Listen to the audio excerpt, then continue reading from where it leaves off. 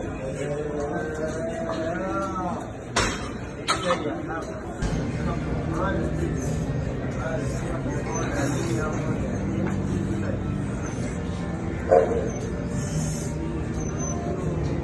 big dog season, and you can't stay still because you want it. Talk that talk, George. You still scraping your plate because you're hungry. Talk that talk.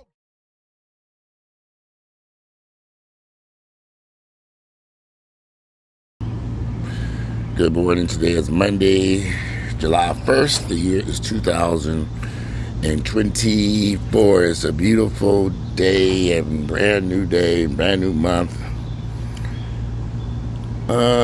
New day, new month. Why is this?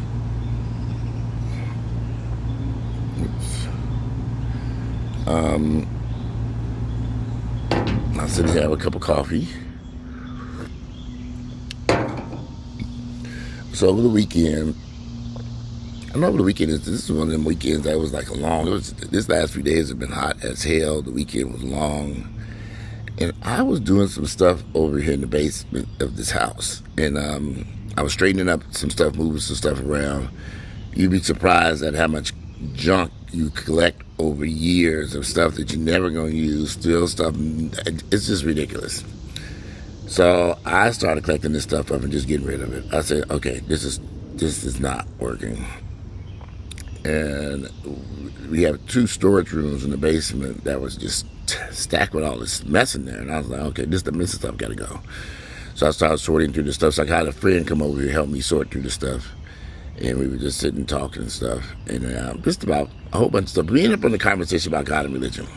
And that's a difficult subject matter for me because, I don't know, I just don't, well, I'll tell you, I grew up as a Jehovah's Witness. And so for me, that's all I knew when it comes to religion. I didn't grow up as a Baptist or Catholic or any of the other various religions out there. But and I'll be very, very honest with you, my experience growing up as a Jehovah's Witness for some reason was very traumatizing to me, and not just me, but I find that anyone who grew up in that religion had a very difficult time moving on with their lives from that religion. It's hard to even explain, but there are tons and tons and tons of YouTube videos where people talk about the Jehovah's Witness religion and how they moved away from it and how it had a negative impact in their life about religion. So I didn't grow up in a household where church was fun. I didn't grow up in a household where religion was fun. I enjoyed going there. I was all excited to go to the Kingdom Hall. Yeah, we going to the Kingdom Hall today. Yeah, all right. Nobody wanted to go to that shit. I'm just keeping it real. I hated the Kingdom Hall. I hated the environment. I hated everything about that religion. I didn't like those conventions we had to go to. I didn't like everything, I didn't like the structure of it. I particularly didn't care for the people who were part of that community, the Jehovah's Witness community. So for me, when I think about religion, I think about my experience growing up as a Jehovah's Witness, and it wasn't all that great. And everyone I spoke to who ever grew up in that religion, they all said the same thing. They hated it. And many of those people are like me today, very anti-religious or very just don't have the time for it. I just don't want to be bothered with it for whatever reasons. I did, when I left the Jehovah's Witnesses in my early 20s, I spent some time going to various churches here in Atlanta. And even then, I didn't quite find a church home that I wanted to call home for a lot of reasons. A lot of reasons that I don't want to go into in this video right now because we'd be here all day. But yeah, I didn't find the whole religious thing,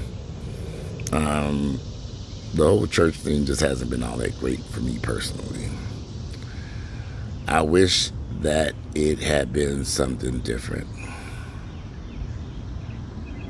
And when I was talking to my buddy who's helped me clean out, he loves the church that he goes to. I mean, he loves that experience for me. Like I said, I never found one that I enjoyed going to.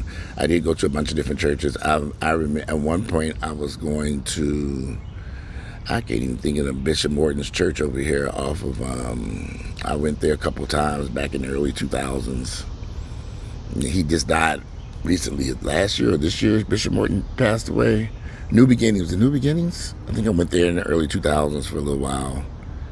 Even then, I couldn't really get deeply involved with that church because it was a southern church, just not quite my cup of tea, although I did think Bishop Morton was a good pastor. There were some things that also took place there.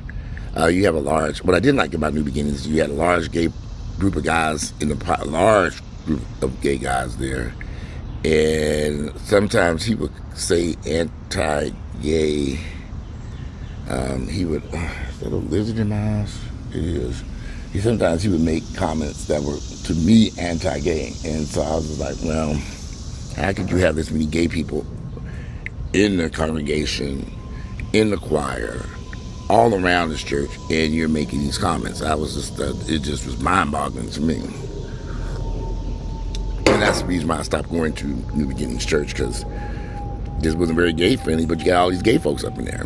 I found that make sense. So anyway, after having a conversation with my buddy, and he was like, why don't you just give it another try? I'm like, give it another try? Here we go with this mess again.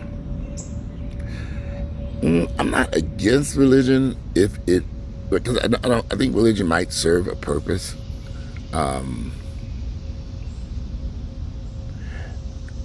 But I do think religion also plays a role for the amount of anxiety that I've had all my life. Hard to explain, but being in Jehovah's Witness is for some reason it gave me a great deal of anxiety. Hard to say why. I still suffer from anxiety today. Some days I have good days, some days I have bad days.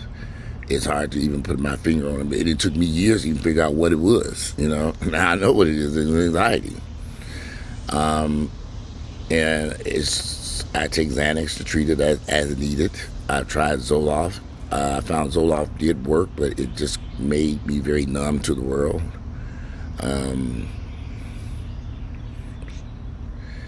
But anyway, after the conversation, he was like, why don't you just give it another try? Yeah, try it again. Try it at a different church, different world. I mean, because it's been years since I stepped foot in a church. A church that, and I see people going to these new churches. My whole thing about religion, though, see, I don't believe in miracles. I don't believe in blessings. I believe that whatever you want in life, you're going to work for it. And everything I've ever had in my life, everything that I own, everything that I've been through, I've had to work for it. It has not been easy. It's been a difficult road. And I think sometimes religious people, like my mother and various other people I know, they put too much faith in prayer and blessings and all this other stuff and miracles. And they don't do the work that's required. And that is one problem I have with a lot of religious people. They really literally expect a miracle to happen. And I've never lived my life like that, waiting for some blessing to fall out the sky or some miracle to happen. I don't believe in any of that. If you want to have success at anything, you got to get up and work for it. I guess that's what some people say, but faith without works is dead. Well, you need to work for it because a lot of people ain't working for shit. And I have a lot of religious friends whose lives are in such disarray. They sit in church every Sunday. And again, this is just me looking at their lives. Like, they could be very happy. I don't know. But I'm looking at all the chaos and confusion taking place, and I'm like, okay, they don't get it. They're waiting for a miracle to happen. I'm not waiting for a miracle to happen over here because I know that's not going to happen. That's like me sitting here just praying for some teeth to show up. My, oh, Lord, give me some teeth. I want to have some teeth. No, I had to get up and do the work. Go find a dentist. Do the research. Go here, there, go everywhere, searching, trying to figure out what was the find out, the reasons why my teeth deteriorated. What's the next step to find? And this took some time. Getting teeth in my mouth was no miracle by any means. So it took hard work, man. And a lot of you have never experienced that, the loss of teeth and trying to replace them. It's a journey. The journey is really, it still ain't over. You never know. It's a constant journey. I get to see my mouth now. I have to maintain it. Y'all should see me up there trying to floss and stick and clean and floss and water pick and scrub and it's like, okay, this is like washing a car. Everybody warning you don't want them. You can't let them deteriorate. You gotta make sure you get all that on the side. And one thing I don't like about these teeth is when you eat, you get a lot of stuff in between these crowns, and then you gotta clean that mess. The water pick helps, brushing with the electric toothbrush, the water pick, and then you floss. But now I have this little thing called in-betweens, these real tiny little things I can stick in between the teeth and move it around. That's a lot easier than that floss. That floss, I can get that shit in there. And you have this floss and the floss threader, and I'm like, this shit ain't working. But anyway, after speaking to my friend, he was like, he wanted to invite me to his church. And I said, you know what? I will take you up on that offer. Since you seem to love this place. I said, I will take you up on that. I give it another try. I'm willing. It don't hurt.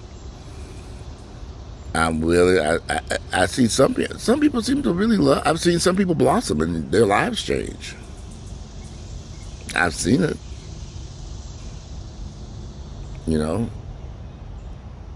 They wanted to change their lives. I mean, some people, at some point you do have to. You can't stay the same way forever. Change is good for everybody. I am not the same person I was when I was 20 years of age, or 30, or 40 for that matter. I'm 54, and I don't think I'm the same person I was at 50. Change is good for everybody. It's part of the cycle of life. But so I am going to give it a try again, just to see what it's like, what it feels like, being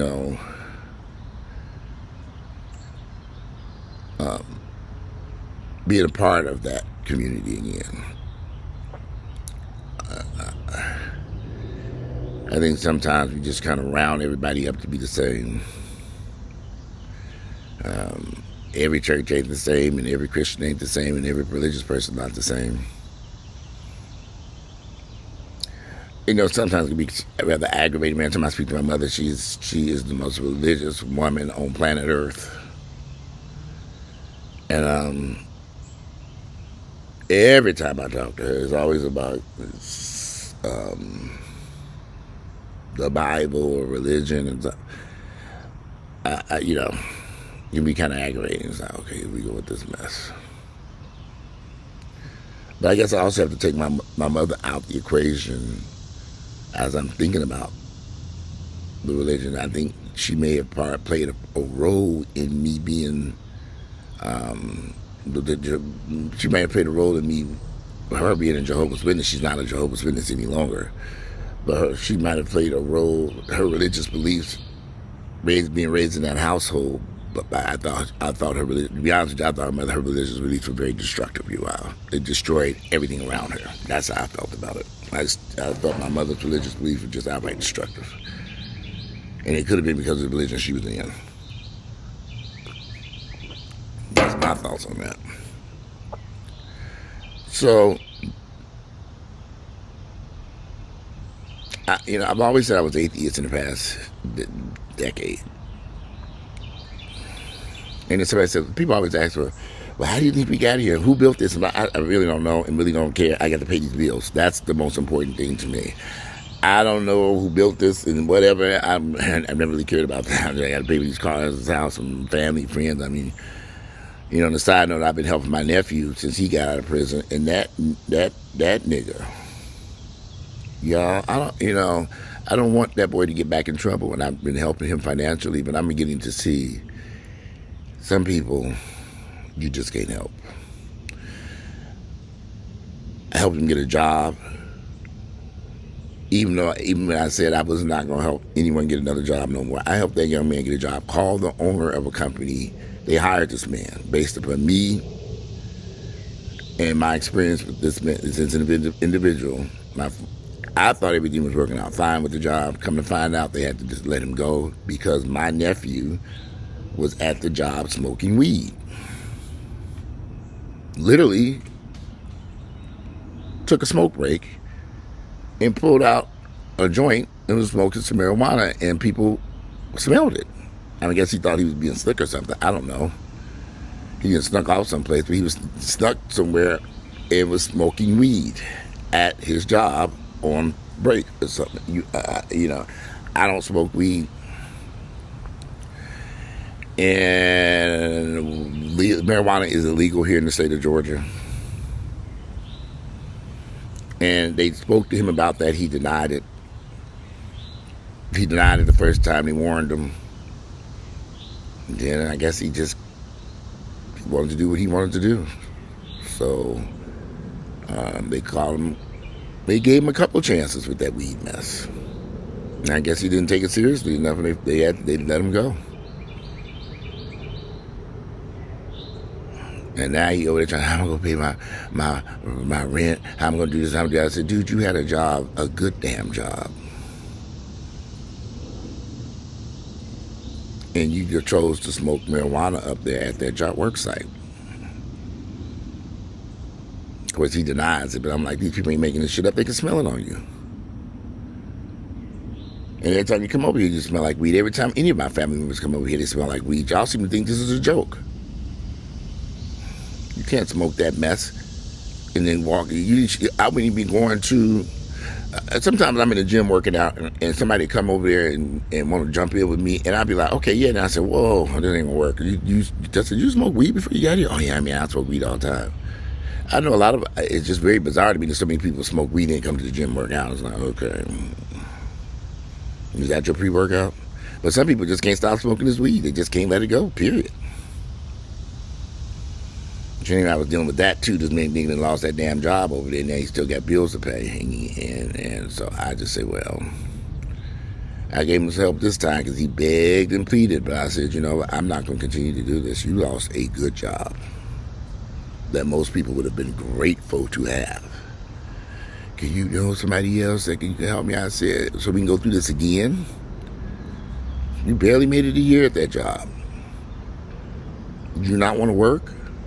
Why would you go up to your job and smoke weed? I just didn't get that.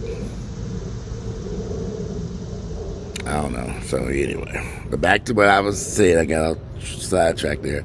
I don't know. Maybe I need to give God and religion. I just have to see. Maybe a different type. I'm not really. I ain't really. I don't necessarily believe or know that Jesus Christ exists. All my life, my mother's always, Jesus provided, Jesus this, thank you, Jesus. And I'm thinking, okay, where is he? Because my father paid the bills. Pretty much when you divorced him, the kids, we had to go to work to pay the bills right after that.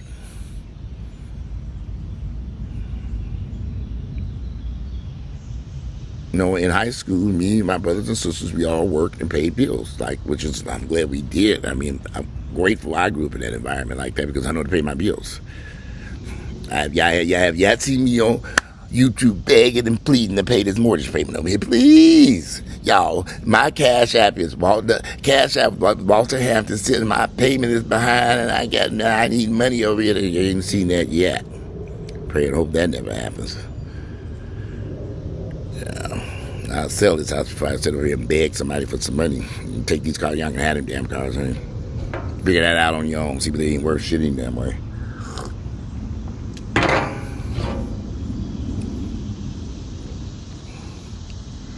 So,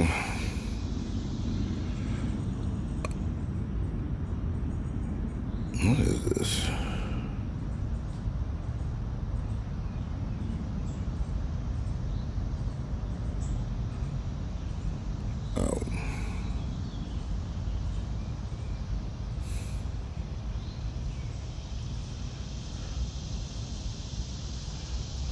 Patient.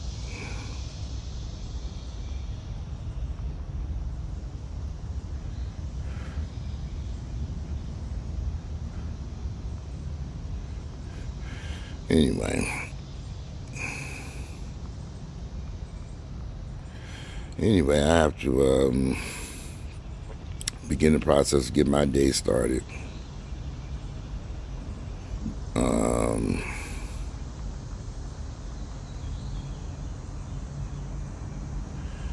This is the door company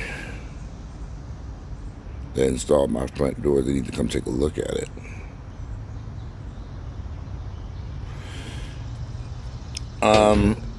Anyway, I apologize for that.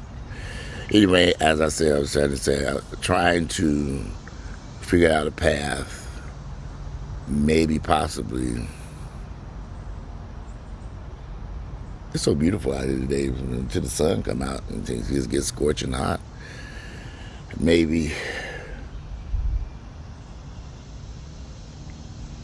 Oh, wow. Well, today it is Monday, July 1st. The year is 2024.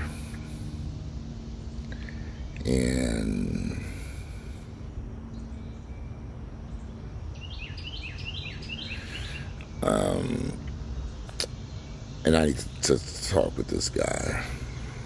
Anyway, I love to hear your all thoughts and opinions about me giving religion a second chance, whatever, or the possibility of giving church a second chance, or some type of church or something. My friends seem to think that might help relieve my anxiety. I guess some people believe religion gives them hope. I don't know. I'd have to see how I felt about this. I'm not against it. This is the first time in my life that I'm more open-minded about it, but we'll see.